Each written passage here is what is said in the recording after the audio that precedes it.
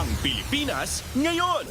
Narito na ang pinakamainit na mga balita na nakalap sa bawat sulok ng bansa. Ihahatid sa bawat Pilipino saan man kayo sa mundo. Ang Pilipinas ngayon. Pakinggan ang bawat kaganapan sa bawat lalawigan. Ito ang Pilipinas ngayon.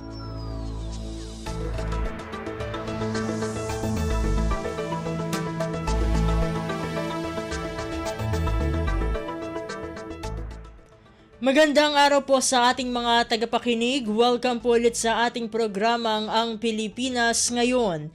Ito po ang inyong lingkod, Steph Vicente. Samahan niyo po ako sa kabuuan ng ating palatuntunan.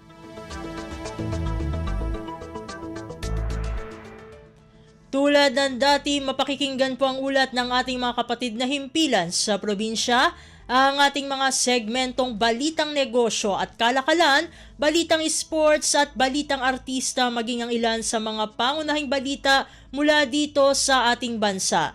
Yan po sa kabuuan ng ating palatuntunan, ang Pilipinas ngayon. Mga kaganapan sa Kamaynilaan at mga kalapit na lalawigan dito sa Ang Pilipinas Ngayon.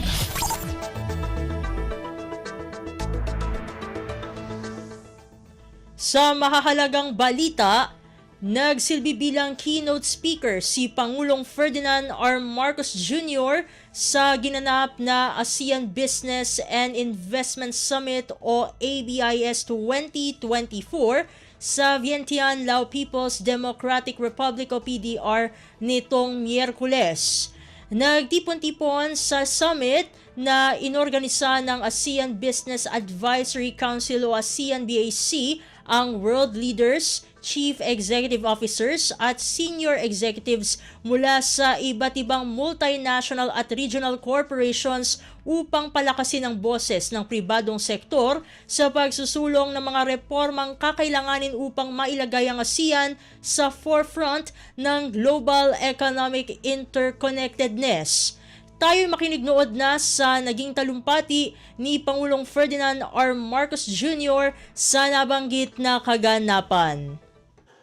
As we gather here at the ASEAN Business and Investment Summit for 2024, we stand at a pivotal moment, a crossroads, where the strengths and aspirations of the ASEAN economic community converge.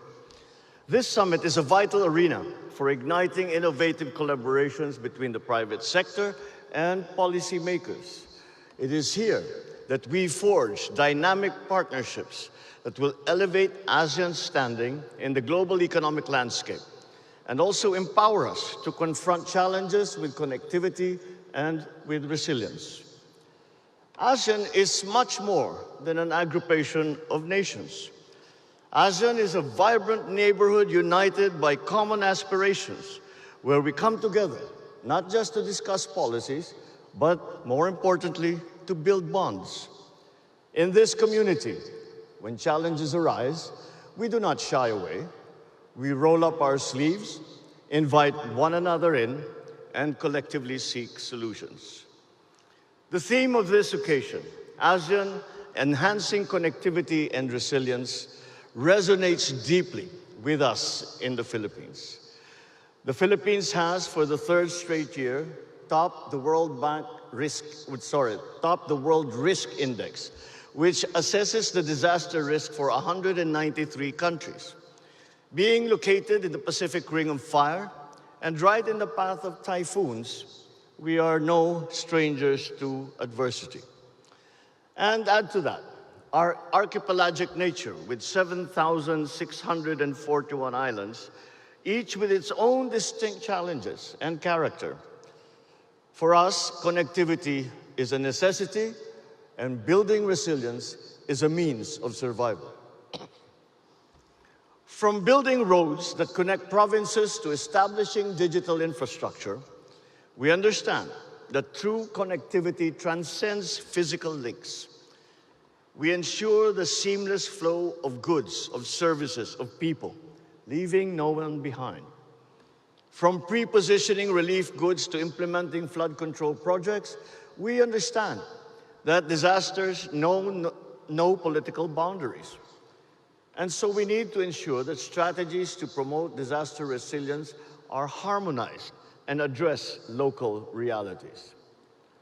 On strengthening connectivity, we work closely with our developmental partners and the private sector to implement a robust infrastructure program, modernizing airports, seaports, and the networks that underpin our economy. For example, the Manila International Airport. We are on our way to making it synonymous with smooth and convenient travel. This reflects our broader aim to create efficient gateways for trade and investment, paving the way for an open, accessible, and future-ready economy. A little over 2 weeks ago, we inaugurated the Panguil Bay Bridge in Mindanao, which is the southern island of the Philippines.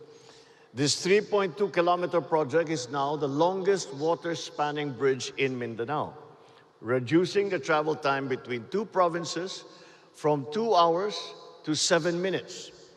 We are also connecting our islands through the development and improvement of ports, such as the San Roque Port in Samar Province and the Tubahon Port on Dinagat Island. But we in ASEAN, the fastest growing internet market in the world, know full well that connectivity goes beyond bridges, ports, and airports. It also means bridging the digital divide. Hence, we are investing and have invested in a national fiber optic backbone, and we are opening the telecommunications sector to foreign investment, ensuring every Filipino, from Batanes, our northernmost province, to Tawi-Tawi, our southernmost province, and to the very last mile, have access to the digital landscape and the vast opportunities that these offer. But building connections is not enough. Being a country vulnerable to the effects of climate change, our vision for growth naturally extends beyond just the economy. Our location has taught us the value of resilience, how to stand firm after each storm or calamity, how to keep moving forward, even when the unexpected strikes. We are developing multi-purpose flood control projects that address flooding and harness water to serve our communities. In July this year, we inaugurated the Halaur River Multi-Purpose Project Phase 2 in Iloilo Province, which is in central Philippines. It provides not only protection against heavy flooding, but it also provides irrigation, bulk water supply, hydropower, solar power, ecotourism, amongst other benefits. And to fight the increase in greenhouse gases and global temperature, we are also promoting the development of renewable energy sources.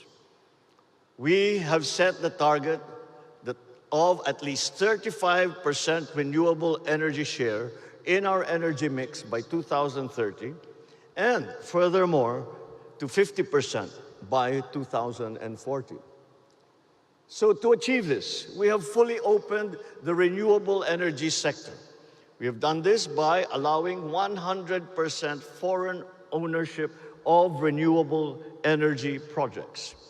This is supported by proactive policies like green lanes for expedited approvals of strategic investments, including renewable energy, which shows our commitment and dedication to sustainability that marches along together with progress.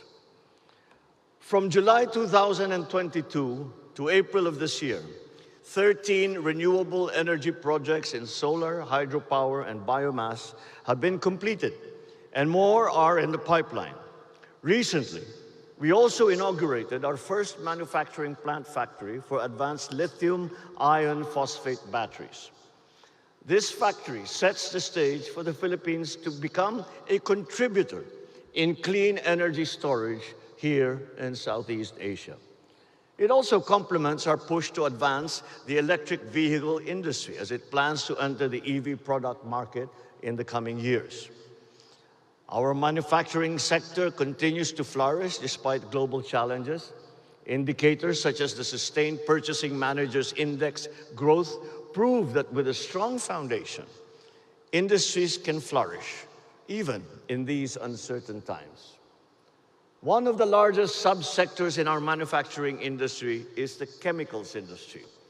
And this is what we consider a pillar industry, as it supports agriculture, automotive, cement, creative, construction, energy, health, and pharmaceutical sectors. We look at this as a major contributor to economic growth and job generation in the foreseeable future. Yet, growth alone is insufficient. It must be inclusive. We are empowering 1.5 million workers to engage in the global gig economy, equipping them with the skills to succeed in the digital age. We are also implementing and distributing now our digital national ID, which allows registered citizens easier access to financial, social protection, health, education, and other government services.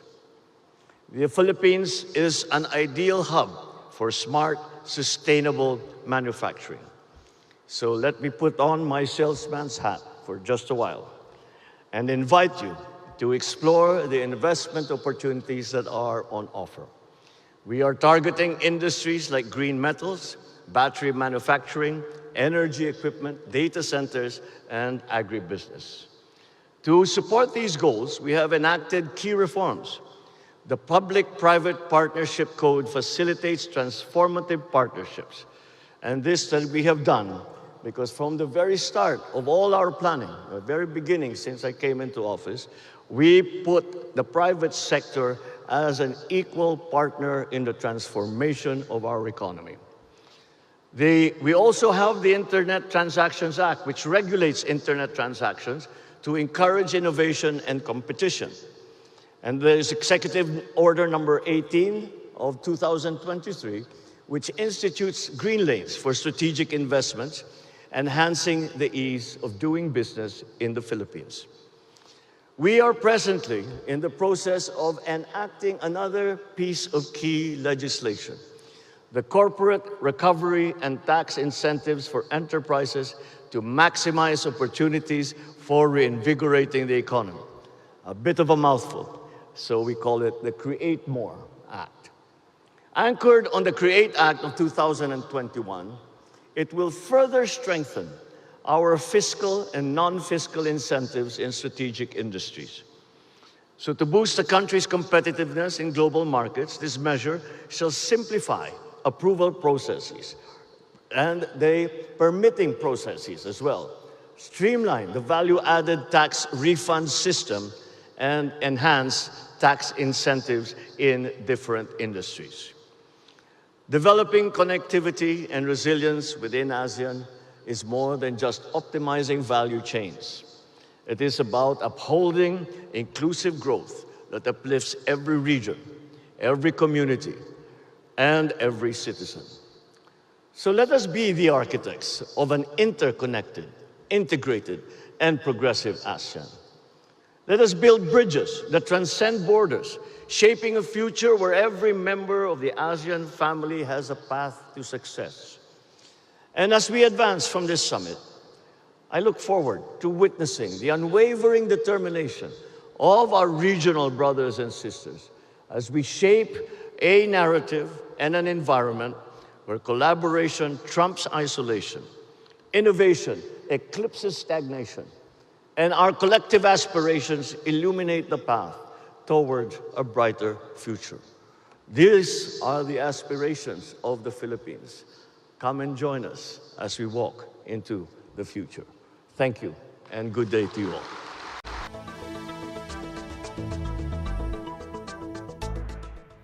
Si Pangulong Ferdinand R. Marcos Jr. Pasada ng mga balita mula sa Pilipinas para sa mga Pilipino saan man sa mundo. Ang Pilipinas ngayon.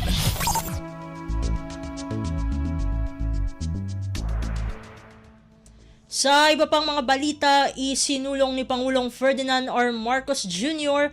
ang usapin sa agawan sa teritoryo sa West Philippine Sea o WPS sa kanyang intervention sa 45th ASEAN Summit and related summit sa Laos. Ayon kay Pangulong Marcos, hindi na niya idinetalye ngunit ang pagsunod sa Rule of Law at UN Convention on the Law of the Sea o UNCLOS ang kanyang naging mensahe. Sabi ng Pangulo, ang pagsunod ng Pilipinas sa 1982 UNCLOS at sa 2016 Arbitral Award ang paraan nito sa pagtugon sa issue at pagpapababa ng tensyon sa China.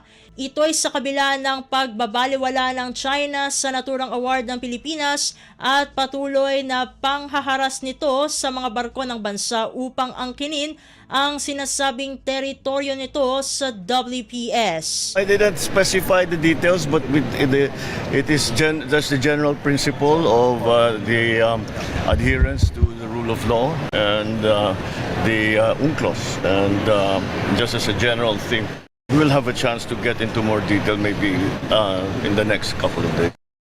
Si Pangulong Ferdinand R. Marcos Jr. Kumpleto, detalyadong balitaan, di papahuli sa mahahalagang kaganapan. Kamustahin ang inang bayan, ang Pilipinas ngayon.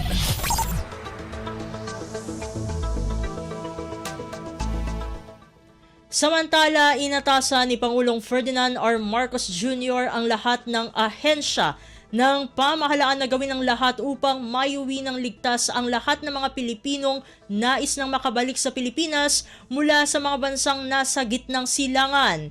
Kahit nasa Laos si Pangulong Marcos para sa ASEAN Summit and related summits, pinulong niya ang mga kalihim ng iba't ibang departamento sa pamamagitan ng Zoom upang pag-usapan ang maayos na repatriation ng mga kababayan nating naiipit dahil sa tensyon sa pagitan ng Lebanon at Israel. We are now going to evacuate our people by whatever means, by air or by sea.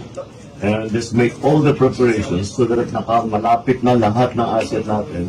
Kung may barko tayong kukunin, nandyan na malapit na sa Beirut na sandali lang. Basta the embassy gives us the all clear and they say that our people can go, mailabas na kagad natin. Si Pangulong Ferdinand R. Marcos Jr. Pasada ng mga balita mula sa Pilipinas para sa mga Pilipino saan man sa mundo. Ang Pilipinas ngayon.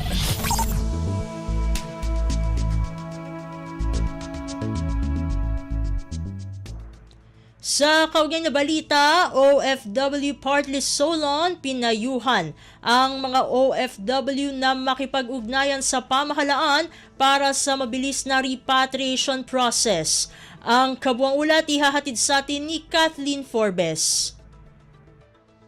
Hinikayat ni OFW Portales Representative Marisa Magsimo ang mga OFW na nasa Lebanon na makipag-ugnayan sa ating pamahalaan upang mapabilis ang proseso ng kanilang repatriation process. Sa gitna ito ng mga ulat na may mga kababayan tayo na nais makauwi ngunit hindi pinapayagan ng kanilang mga amo. Anya maaaring tumawag sa hotline ng Department of Migrant Workers, Philippine Embassy o di kaya ay magpadala ng mensahe sa OFW Portales Facebook page upang matulungan sa agarang repatriation. Batid naman babatas ang napakahirap na sitwasyon ng ating mga OFW at maging overseas Filipinos na naiikot sa gulo dahil sa geopolitical tensions. Kaya naman anya patuloy sila nakabantay upang makatulong at masiguro na walang OFW ang maiiwan o mapapabayaan. Ito si Kathleen Forbes para sa Radyo Pilipinas. Kumpleto, detalyadong balitaan, di papahuli sa mahahalagang kaganapan. Kamustahin ang inang bayan, ang Pilipinas ngayon.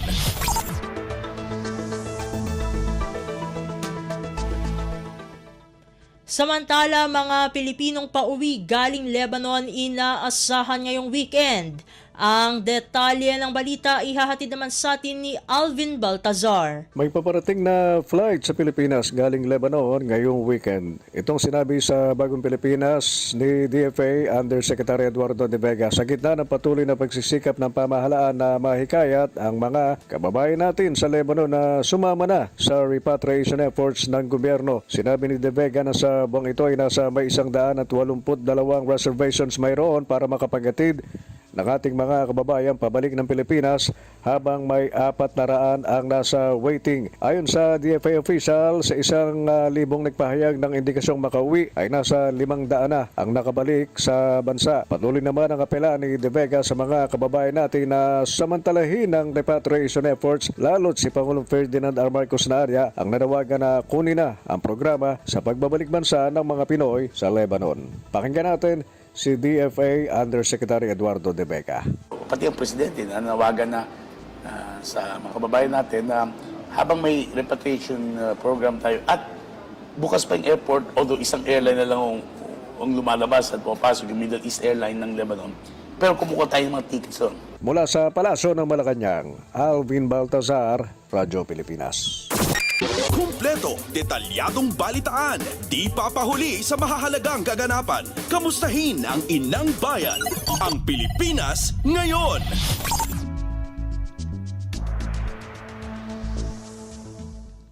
Sa iba pang mga balita, pangunahan ng Pilipinas ang Asia-Pacific Ministerial Conference on Disaster Risk Reduction ngayong buwan.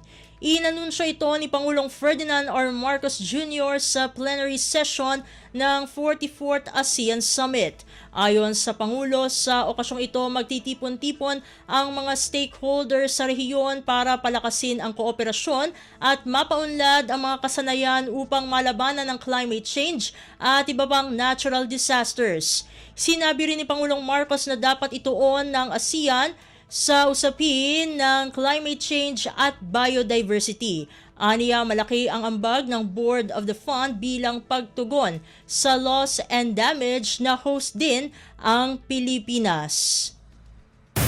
Pasada ng mga balita mula sa Pilipinas para sa mga Pilipino saan man sa mundo. Ang Pilipinas ngayon.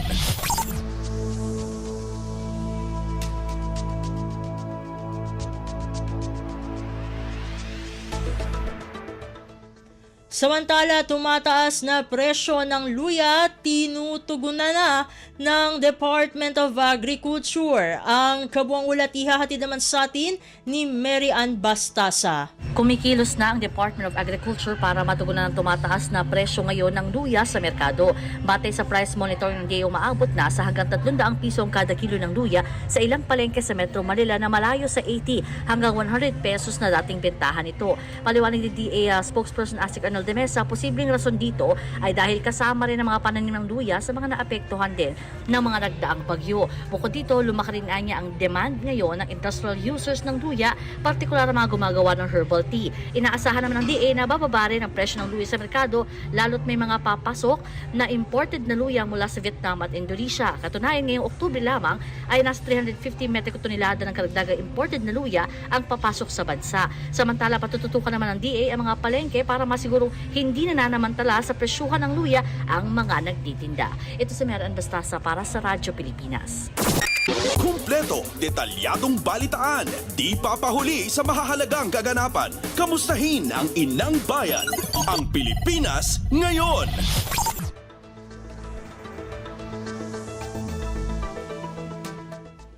Sa iba pang mga balita, kauna-unahang command conference ni Interior and Local Government Secretary John Vic Remulla sa pambansang pulisya ikinakasana sa susunod na linggo. Ang detalye ng balita ihahatid sa atin ni J. Mark Dagala. Nakatakdang ilatag ng Philippine National Police sa bagong kalihim ng Department of the Interior and Local Government ang mga umiiral na panuntunan hinggil sa promotion at reassignment sa kanilang hanay sa susunod na linggo.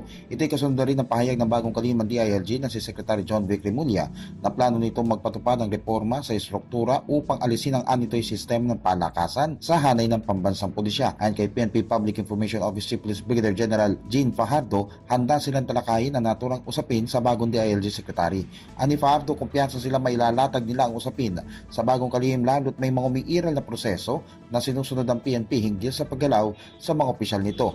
Tiniyak din ni Fajardo ang kanilang commitment na magkaroon ng patas at maayos na sistema sa promosyon ng mga opisyal ng PNP. J. Mark Dagala, Radyo Pilipinas. Pasada ng mga balita mula sa Pilipinas para sa mga Pilipino saan man sa mundo. Ang Pilipinas ngayon.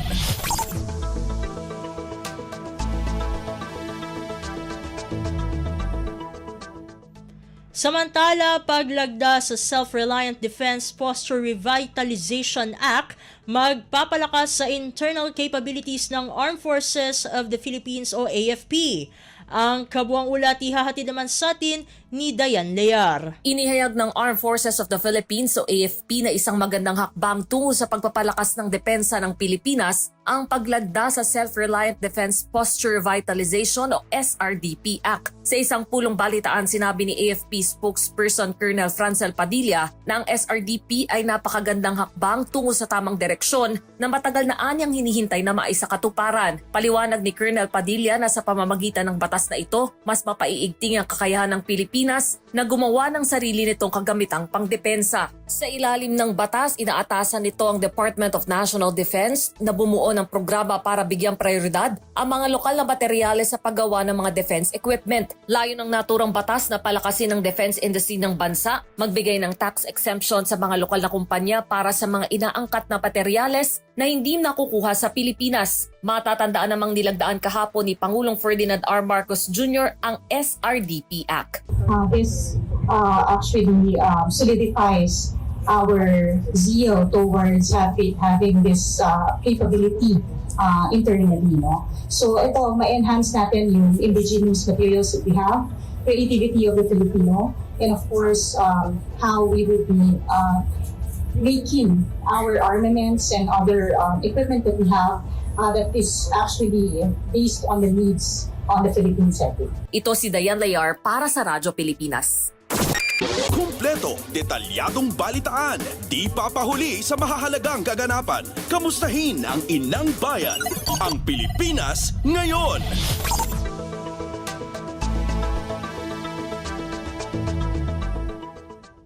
Sa iba pang mga ulat, mga lumalabag sa batas hindi dapat maging mambabatas. Ito ay ayon kay Senadora Risa Hontiveros. Ang detalye ng balita ihahatid naman sa atin ni Nympha Asuncion.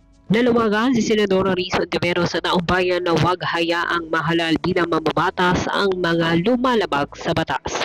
Ito ang reaksyon ng Senadora sa paghahain ni Kingdom of Jesus Christ o kay OGC Leader Pastor Apollo Kibuloy ng Certificate of Candidacy o COC para tumakbo sa Senador sa 2025 elections.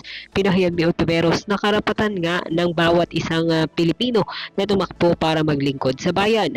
Gayunpaman, nagtitiwala ang Senadora na may sapat na kaalaman ang mga botanteng Pinoy para gamitin ang kanilang karapatang pumili ng mga lider ng bayan para hindi iboto si Kibuloy. Git ni Hontiveros, dapat magkaroon naman ng konting hiya ang pastor. Hindi niya makapaniwala ang mambabatas na nagkaroon pa ito ng lakas ng loob na ipresenta ang kanyang sarili sa kabila ng hinaharap na nitong patong-patong ng mga kaso gaya ng human trafficking at child abuse at nagtago pa ito sa batas. Mula Senado, ito si Nympha Asuncion para sa Radyo Pilipinas. Pasada ng mga balita mula sa Pilipinas para sa mga Pilipino saan man sa mundo. Ang Pilipinas ngayon.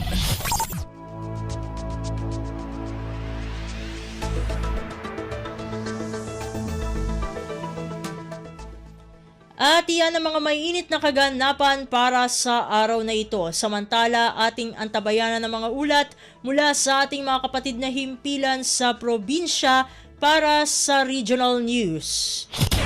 Balita mula sa lalawigan sa bawat rehiyon ng ating bayan. Dito sa Ang Pilipinas Ngayon.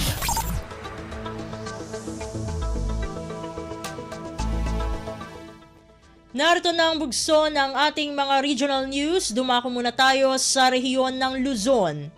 Automated voting machine darating sa lungsod ng Lawag sa Nobyembre. Ang kabuang ulat ihahatid sa atin ni Jude Pitpitan mula sa Lawag. Manam na sumangpad into no Nobyembre di barong nga automated voting machine dito sa Lawag manipod iti COMELEC National Office dahil tinagbali na kumpirmasyon ni Lawag City Election Officer Attorney Julius Balbas. Second kani Balbas, kagindan iti panagsangpad dayto ikan iti panang testing da. Tapno makita no kasano nga operar dayto ken no adda kadi iti problema maenkwentro bayad ti operasyon tinasoo a makina. Rumrumarabase ti memo ti COMELEC into into no Nobyembre pa itirugi ti panagsursurda kada iti barangay kan pagatalan tapno ipakita wenno i-demonstrate kan mapadasan da iti baro nga makina a mausar iti panagbotos. Malaksid iti detoy inbaga ni Balbas nga addanto ti panagtraining da iti mangisursurong agserbi akas sa electoral board kada iti presinto into no Marso wenno Abril. Malak iti detoy awan pa iti may baga nga election hotspot dito yung syudad Tilawag. Addanto kunan ni Balbas ti may suwat a Joint Security Council into bulan ti Enero kagiddan iti election period dito yung Pagilian. Karaman kada iti magpartisipar iti nasaw aktibidad ken iti Philippine National Police, COMELEC ken dadumapay nga stakeholders. Manipod iti syudad Tilawag, Jude Pitpitan para iti Radyo Pilipinas World Service. Balita mula sa lalawigan sa bawat rehiyon ng ating bayan. Dito sa Ang Pilipinas Ngayon.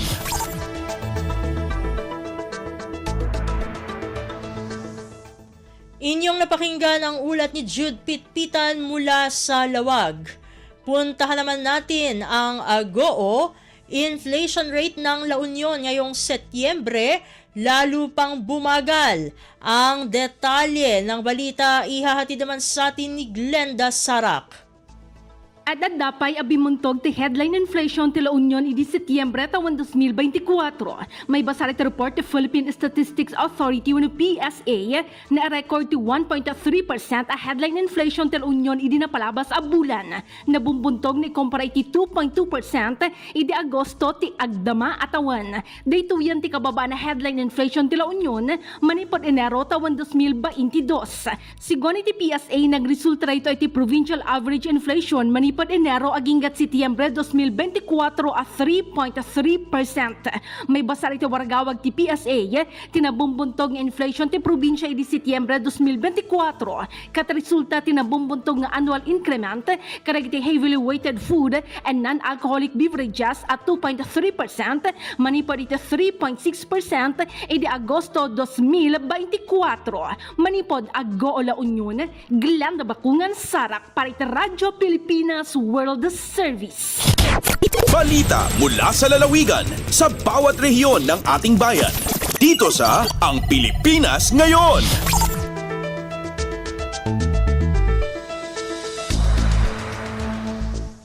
Inyong napakinggan ang ulat ni Glenda Sarak mula sa AGOO. Dakuin naman natin ang Palawan. Halos 1,700 mga residente ng Balabac, Palawan na bigyan ng libreng serbisyong medikal mula sa Coast Guard Station sa lalawigan. Ang kabuang ulat ihahatid naman sa atin ni Lizelle Pilapil. Halos sa karibo may 7 kagatos nga mga tao sa Barangay Sibaring sa mainland Balabac ang napabutan ni libre serbisyong medikal ang mga tawa ng Coast Guard sa probinsya iyang Palawan.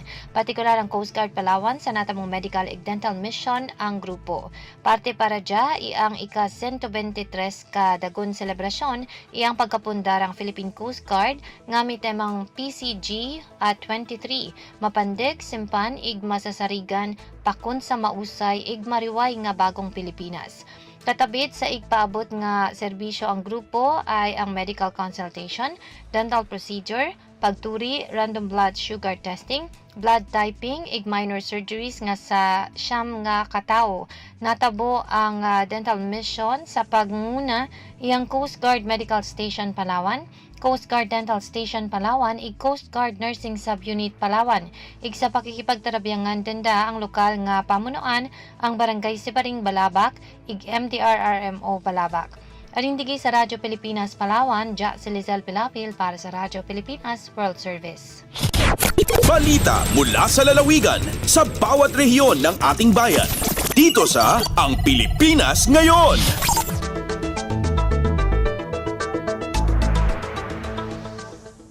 Inyong napakinggan ang ulat ni Lizelle Pilapil mula sa Palawan. Puntahan naman natin ang rehiyon ng Kabisayaan. Filing ng Certificates of Candidacy o COCs sa Eastern Visayas naging maayos at mapayapa. Ang detalye ng balita ihahatid sa atin ni Daisy Belizar mula sa Borongan. Igin kalipayan pandayon nga buhatan ng Commission on Elections antuhay nga may nga filing han Certificate of Candidacy kon COC ha mga makandidato ha 2025 midterm elections ha bugos nga Rehiyon 8. Sigon kan Regional Election Director Attorney Remlani Tambuang nga basarhan niya paglibot pagmonitorhan dalagan ng filing han COC tika nga October 1 nga October 8 waraan toward incident nga nahitabo. Piraton man nagsalawa din COC may ada katbang samtangan iba inwara. Panawagan niya mga nagpasakay ng COC tikangan na ang preparasyon han pangampanya ngan para naman han mga botante iya ginauhag nga kilatisan ngan pumilin maupay nga mga kandidato nga pulong niya aplikante hin trabaho kun inibain kwalipikado ngan pwede maging empleyado han probinsya, syudad o munisipyo ngan anda magserbisyo hit publiko. Mula sa Borongan City, ito si Daisy Lalosa Bilizar para sa Radyo Pilipinas World Service. Balita mula sa lalawigan sa bawat rehiyon ng ating bayan. Dito sa Ang Pilipinas Ngayon.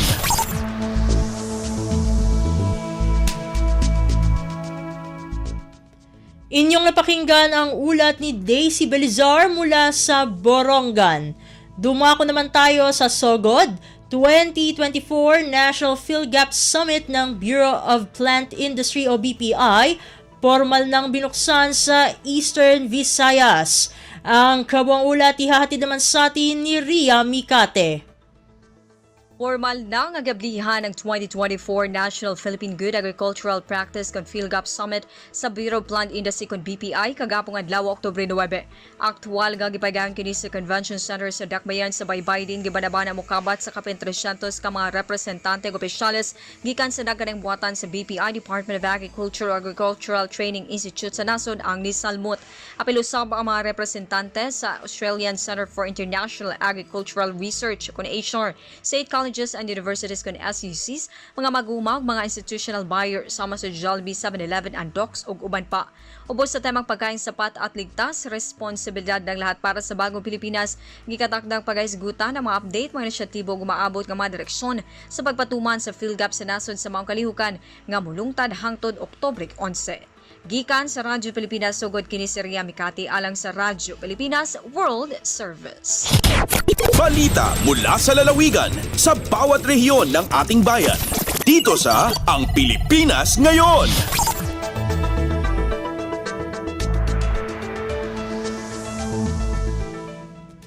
Inyong napakinggan ang ulat ni Ria Mikate mula sa Sogod. Dakuin naman natin ang rehiyon ng Mindanao. 3 araw na diskwento caravan sa Cagayan de Oro City Hall Park kumita ng mahigit 600,000 piso. Ang detalye ng balita ihahatid sa atin ni Ryan Carbon mula sa Cagayan de Oro. 21 ka manufacturers o retailers ang nakamugna og halin nga 643,590 ka pesos atol sa diskwento karaban sa DTI Region 10 Cagayan de Oro City Hall Mini Park ikan Oktubre 2 hangtod Oktubre 4, 2024. Kini nga inisyatibo nagtumong sa paghatag sa mga konsumidor sa mga kinahanglanon nga mga butang sa mga presyo nga nahiuyon sa gisugyot nga mga presyo sa tingi o mga diskwento samtang nagtanyag usab sa MSMEs nga plataporma aron maabot ang mas daghan nga mga konsumante. Ang tulo ka adlaw nga kalihukan nakadani sa 5,097 ka mga pumapalit ug nagpakita sa lain-laing mga produkto lakip ang mga grocery item, karne, mga produkto sa pagkaon ug mga gamit sa balay nga magsilbing hinungdanon nga highlight sa Consumer Welfare Month 2024. Gikan sa RP1 Cagayan de Oro City, Ryan Carbon para sa Radyo Pilipinas World Service. Balita mula sa lalawigan sa bawat rehiyon ng ating bayan. Dito sa Ang Pilipinas Ngayon.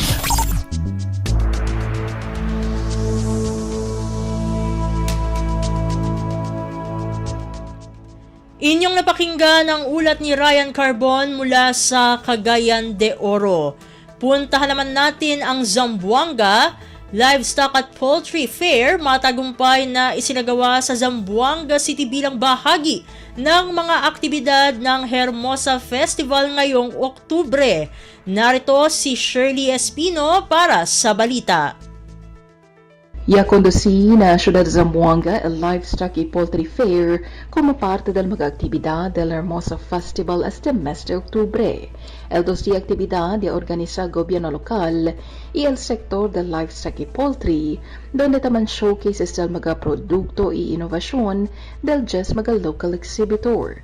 Parte del mga exhibitor amo el mga sembrador, academy, agri-vet suppliers, que cada uno tiene el mga booth para ofrecer na publiko el diferente mga produkto y servisyo estaba na mencionado mga industriya.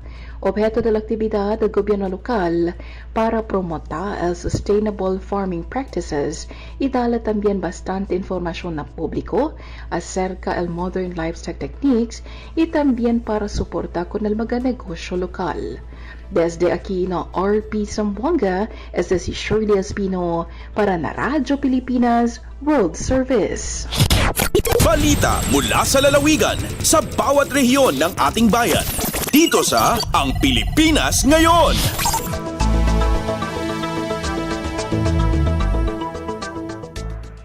Inyong napakinggan ang ulat ni Shirley Espino mula sa Zamboanga. Dumako naman tayo sa Butuan, Huy-anan Nan Badyaw Project o Pabahay Program para sa mga badyaw sa Surigao City, ipinagkaloob ng UN Habitat at Department of Human Settlements and Urban Development o DHSUD. Ang detalye ng balita ihahatid sa atin ni Jocelyn Morano. Huy-anan Nan Badyaw sa Surigao City Project o Pabahay Program nga gitukod dito sa Sitio Panubigon, Barangay Lipata, Surigao City, Surigao del Norte, formal nang gitugyan sa mga benepisyaryong badyaws. Ang turnover ceremony gidungan sa kasaulugan sa 2024 Indigenous Peoples Month ug 27th Indigenous Peoples Rights Act o IPRA commemoration. Nahimong benepisyaryo ang IP community, particular ang mga badyaw nga lumulupyo sa Barangay Canlanipa, Surigao City. Namugna ang Pabahay Program pinunduhan sa Spanish government, pinaagi sa UN Habitat sa pakig-alayon sa Department of Human Settlements and Urban Development kun DSUD, ingon man sa tabang sa kagamhanang lokal sa Surigao, National Commission on Indigenous Peoples kun NCIP Caraga, kauban ang nagkadayang ahensya sa gobyerno. Tuyo gipili nga mamahimong benepisyaryo ang mga badyaw aron moarang ang ilang kahimtang sa pamuyo. Hisayran nga sa dihang mihapak sa Surigao City ang bagyong Odette at tuig 2021, apil ang kabalayan sa mga badyaws ang nangaguba og dinhi nawad-an sa ilang Pinoy-anan ang mayoriya sa mga badyaw. Gikan sa RP Butuan, kini si Jocelyn Morano para sa Radyo Pilipinas World Service. Balita mula sa lalawigan sa bawat rehiyon ng ating bayan. Dito sa Ang Pilipinas Ngayon.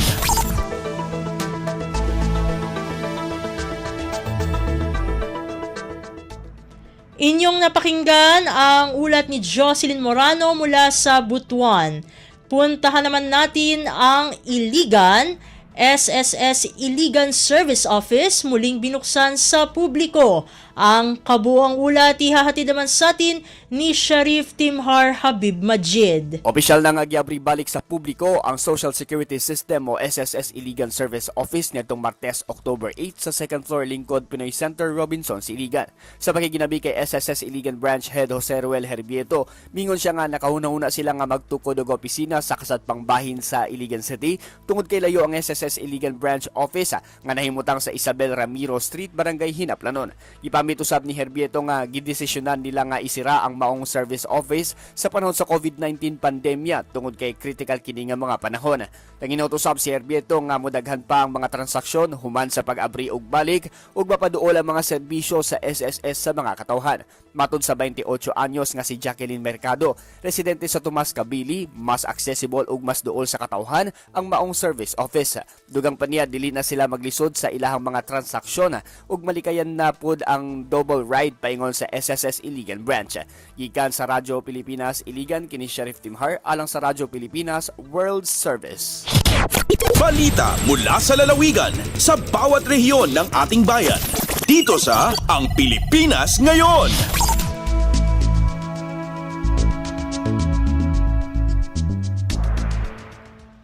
At inyong napakinggan ang ulat ni Sharif Timhar Habib Majid mula sa Iligan. Dito na nagtatapos ang ating regional news. Narito naman ang ating segmentong Balitang Negosyo at Kalakalan na ihahatid sa atin ng ating kasamang si Bea Gaza. Lagay ng ekonomiya, kalakalan, negosyo at iba pa. Atin ang alamin dito sa Ang Pilipinas Ngayon. Magandang araw, narito ang balitang negosyo at kalakalan.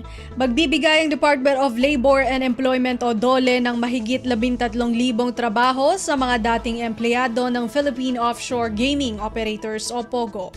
Inihayag ni DOLE National Capital Region o NCR Regional Director Sara Buena Mirasol na magkakaroon ng DOLE ng job fair tampok ang mahigit 7,000 posisyon mula sa 50 local employers sa Ayala Malls, Manila Bay sa Parañaque at mahigit 5,000 posisyon naman mula sa 44 na lokal at 4 pang overseas employers sa Ayala Mall Circuit sa Makati. Sa pakikipagtulungan sa pamahalaang lungsod ng Parañaque at Makati Public Employment Service Office o PESO, layunin ng event na maikonekta ang mga POGO displaced workers sa mga sektor na nag-aalok ng oportunidad para sa trabaho. Ilan sa mga posisyong maaaring makuha ng mga naghahanap ng trabaho, ang customer service, housekeeping, sales, marketing, kitchen operations, data encoding, merchandising, cashiering at technical fields. Sari-saring kumpanya ang kalahok sa job fair kabilang ang mga kinatawan mula sa Business Process Outsourcing o BPO, Information Technology o IT, Hospitality, Tourism at General Services. Upang tulungan ang mga aplikante, mag-aalok ang DOLE NCR ng one-stop shop services sa lokasyong nabanggit, parehas sa Parañaque at Makati. Ito ay upang padaliin ang proseso ng pagkumpleto sa mga rekisitos. Kabahagi pa rin ng inisyatibang ito ang direktiba ni Pangulong Ferdinand R. Marcos Jr. na ipagbawal na ang pagbibigay lisensya sa illegal gaming na nakaapekto sa libo-libong POGO workers. Lagay ng ekonomiya, kalakalan, negosyo at iba pa. Atin ang alamin dito sa Ang Pilipinas Ngayon. Lumagda ang Department of Agriculture o DA sa pakikipag-ugnayan sa Korea Agricultural Machinery Industry Cooperative o KAMICO at Cabanatuan City ng kasunduang itatag ang kauna-unahang local agricultural machinery manufacturing cluster ng Pilipinas. Sa isang pahayag, sinabi ng DA na layunin ng hakbang na ito na paunlarin ang sektor ng agrikultura ng Pilipinas sa pamamagitan ng pagpapahusay sa productivity, pagtitiyak ng food security at pagpapalago ng ekonomiya. Selyado ang naturang kolaborasyon sa pamamagitan ng Memorandum of Understanding o MOU. Tututukan ng MOU ang pagbubuo ng assembly line para sa agricultural machinery, pagsasagawa ng pananaliksik at iba pang development upang paghusayin palalo ang agricultural technology, magbigay ng comprehensive workforce training programs at mag-alok ng financial support sa pamamagitan ng official development assistance. Nauna nang maghayag si Pangulong Ferdinand R. Marcos Jr. ng mas pinaigting na suporta para sa proyektong ito. Kinilala rin ng Pangulo ang potensyal na epekto nito sa agricultural landscape ng bansa. Binigyang diin ng Pangulo ang kahalagahan ng modernisasyon ng mga gawaing mayroong kaugnayan sa pagsasaka upang pagandahin ang produksyon ng bigas at tiyakin ang food self-sufficiency. Ang KAMICO ay isang leading organization sa Korean agricultural machinery industry at nangakong magbabahagi ng expertise at resources sa proyekto. Sa panig ni Agriculture Secretary Francisco Chu Laurel Jr., sinabi nitong angkop ang proyekto sa 4-year plan ng kagawaran ng agrikultura na nakasentro sa modernisasyon ng agricultural production systems. Mahalagaan niya ang papel ng partnership na ito sa pagpapabilis ng adoption o paggamit ng teknolohiya at pagpapalakas at pagpapatatag sa mga farming communities. Lagay ng ekonomiya, kalakalan, negosyo at iba pa. Atin ang alamin dito sa Ang Pilipinas Ngayon. Pangwakas sa ating balitang negosyo at kalakalan, positibo ang Department of Trade and Industry o DTI sa posibleng partnership nito sa Masdar, isang leading global renewable energy company upang paunlarin ang renewable energy sector ng Pilipinas. Nakipagpulong si DTI Secretary Cristina Roque sa mga opisyal ng Masdar upang talakayin ang potensyal na kolaborasyon at pamumuhunan sa clean energy infrastructure ng bansa. Sinabi ni Roque na ibinida sa pulong ang umuusbong na attractiveness o kahali-hali ng Pilipinas bilang destinasyon ng renewable energy investment sa Asia. Ang Masdar ay itinatag noong taong 2006 bilang bahagi ng pagsisikap ng pamahalaan ng UAE sa clean energy leadership. Nais nitong mag-develop ng hanggang 2 GW ng renewable energy capacity sa rehiyon ng ASEAN sa taong 2025.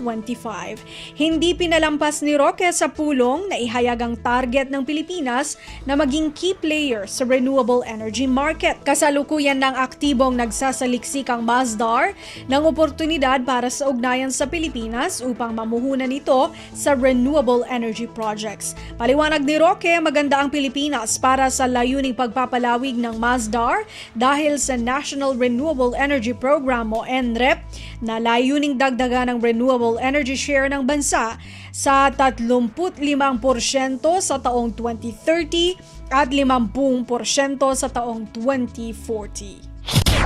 Lagay ng ekonomiya, kalakalan, negosyo at iba pa. Atin ang alamin dito sa Ang Pilipinas Ngayon.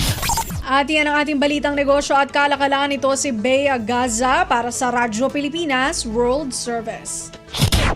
Lagay ng ekonomiya, kalakalan, negosyo at iba pa. Atin ang alamin dito sa Ang Pilipinas Ngayon.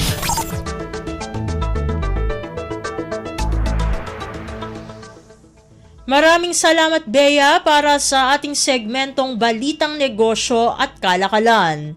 Narito naman ang ating segmentong Balitang Sports na ihahatid naman sa atin ng ating kasamang si Leo Magpayo. Updates at pinakahuling mga usapin sa mundo ng palakasan. Atin ang pakinggan dito sa Ang Pilipinas Ngayon. Magandang araw. Narito na po ang Sports Balita. Magkakaroon ng pahinga ang University Athletic Association of the Philippines o UAAP Men's at Women's Basketball Tournaments para magbigay daan sa mga home games ng Gilas Pilipinas sa 2025 FIBA Asia Cup Qualifiers. Nobyembre 16 ang huling araw ng paglalaro ng men's at women's at ang mga natitirang laro sa second round ng women's ay sa Nobyembre 23 habang hindi pa nade-determina ang mga araw para sa mga laban sa Final Four. Matatapos naman ng men's tournament ang kanilang mga laro sa second round sa Nobyembre 16. Magsisimula ang unang home game ng Gilas laban sa New Zealand na nakatakda sa Nobyembre 21 na gaganapin sa Mall of Asia Arena. Tatapusin naman ng Team Philippines ang kanilang home games laban sa Hong Kong na nakatakda sa Nobyembre 24 sa kaparehong venue. Makakatulong ang pahinga sa UAAP kay reigning Most Valuable Player Kevin Kiambao ng Lasal na miyembro ng Gilas Pilipinas.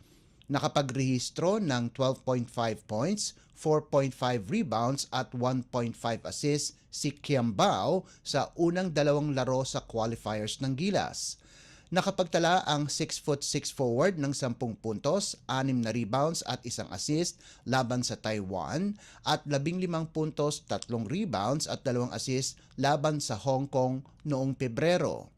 Napanalo ng Gilas ang dalawang laro na iyon para pamunuan ang Group B katabla ng New Zealand. Samantala, magpapatuloy naman ang junior high school basketball tournaments ng UAAP sa kalagitnaan ng qualifiers. Updates at pinakahuling mga usapin sa mundo ng palakasan. Atin ang pakinggan dito sa Ang Pilipinas Ngayon. Layunin ni Filipino boxer Charlie Suarez na ipagpatuloy ang kanyang mga panalo para lumapit sa minimithin nitong World Boxing title. Mula sa kanyang technical knockout panalo laban sa American hitter na si Jorge Castañeda noong Setyembre 20, nagbabalik ang Filipino boxer sa bansa at sinabi niya na kabisado niya na ang mga last-minute changes sa kanyang mga kalaban kaya nakatulong ito sa kanyang panalo. At dahil sa panalo, layunin ni Suarez na magkaroon ng showdown laban kay reigning WBO Junior Featherweight Champion Emmanuel Navarrete.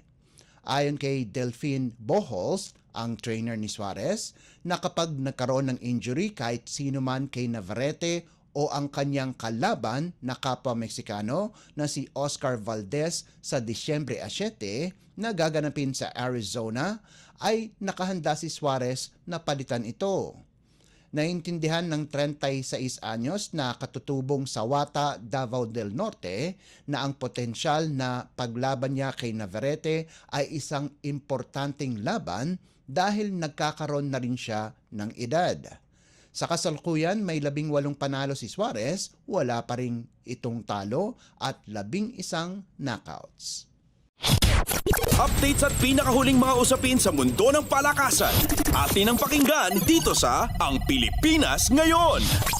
Isang panalo na lamang at malalampaso ng University of Santo Tomas ang first round ng UAAP Season 87 Boys Volleyball Tournament. Ito ay matapos madaling dispatchahin ng Junior Golden Spikers ang University of the Philippines Integrated School 25-6, 25-7 at 25-7 nitong Miyerkules na ginanap sa Paco Arena sa Maynila para sa kanilang ika-6 na sunod-sunod na panalo. Nakapagtala ng 33 kills at 12 service aces ang UST laban sa UPIS kung saan nakagawa ng 4 puntos sa service line si middle blocker Zach Maude. Si reigning most valuable player John Chris Aiko at Jeric Luston ay nakapag-ambag naman ng tig 7 puntos bawat isa. Bumagsak naman sa 0-6 kartada ang UPIS. Layunin ng Junior Golden Spikers na makumpleto ang sweep sa first round laban sa Far Eastern University Diliman na nakatakda itong Sabado na gaganapin sa kaparehong venue. Samantala, layunin ng UPIS na kunin ang kanilang unang panalo laban sa Ateneo na wala pa ring panalo sa loob ng 6 na laro itong darating na linggo. Updates at pinakahuling mga usapin sa mundo ng palakasan. Atin ang pakinggan dito sa Ang Pilipinas Ngayon. At yan ang pinakahuling balita sa larangan ng palakasan. Para sa Radyo Pilipinas World Service, ito po si Leo Magpayo. Magandang araw. Updates at pinakahuling mga usapin sa mundo ng palakasan. Atin ang pakinggan dito sa Ang Pilipinas Ngayon.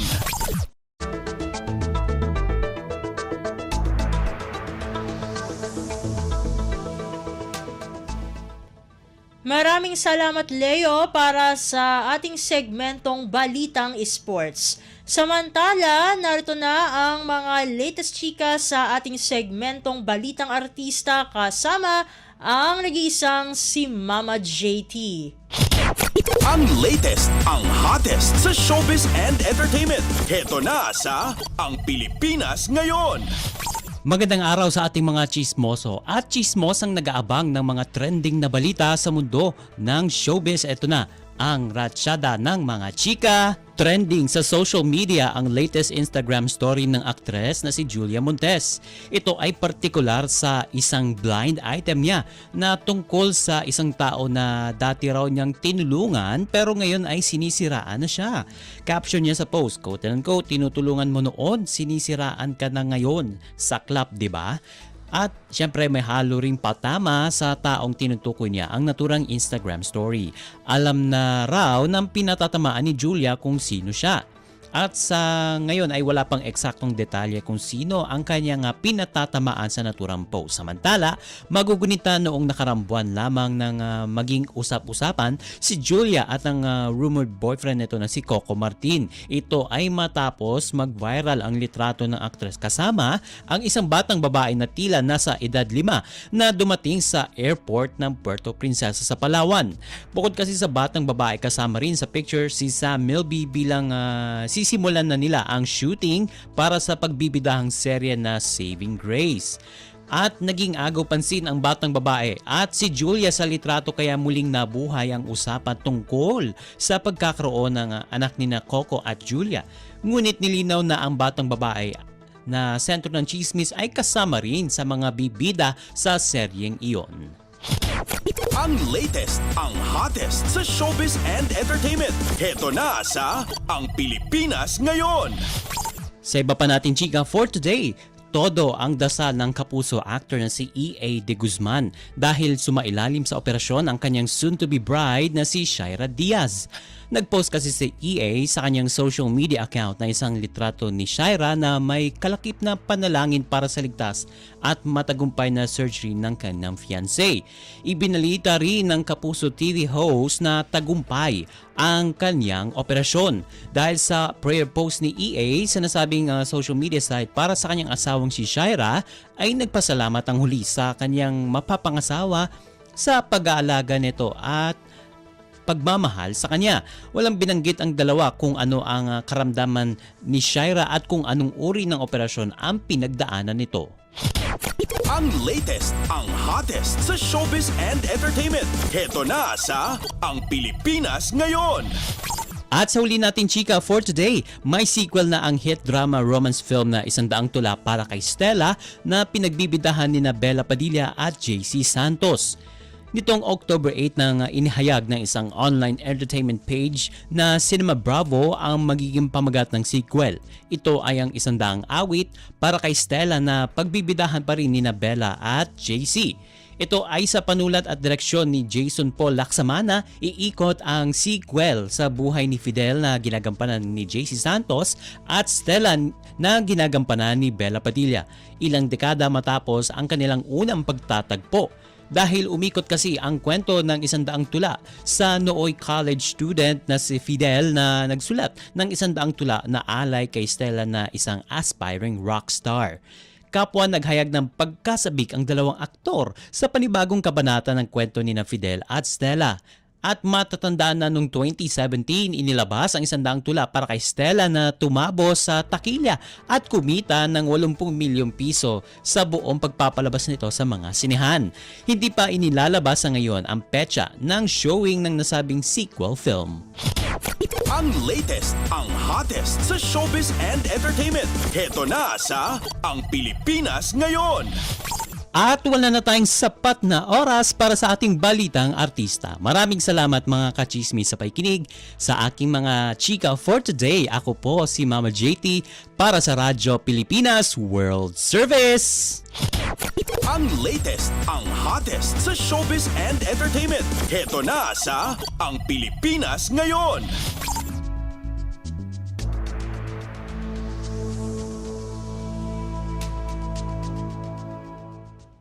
At yan po ang kabuuan ng ating programa para sa araw na ito. Samantala, magpapasalamat muna tayo sa ating mga nakasama sa ating transmitter site sa Tinang, sa studio. Kasama natin sina Milo Jonella, Susan Aison at Anthony Pimentel. Salamat din sa mga naghatid ng mga ulat mula sa Kamaynilaan at mga probinsya. Pati na rin ang naghatid sa atin ng segmentong Balitang Negosyo at Kalakalan na si Bea Gaza, ng segmentong Balitang Sports na si Leo Magpayo at ng segmentong Balitang Artista na si Mama JT. At syempre maraming salamat sa ating station manager na si Mr. Ray Sampang. Maraming salamat po hanggang sa susunod na edisyon ng ating palatuntunan. Huwag kalimutang mag-like, mag-follow at mag-subscribe na sa mga social media account o page ng Radyo Pilipinas World Service upang maging laging updated sa mga mahahalagang balita. Ito po ang inyong lingkod, Steph Vicente. Mabuhay po tayong mga Pilipino. At yan ang Pilipinas Ngayon. Muling samahan si Ben Blones sa parehong oras at alamin ang pinakahuling mga kaganapan at balita saan man kayo naroon. Ang Pilipinas Ngayon.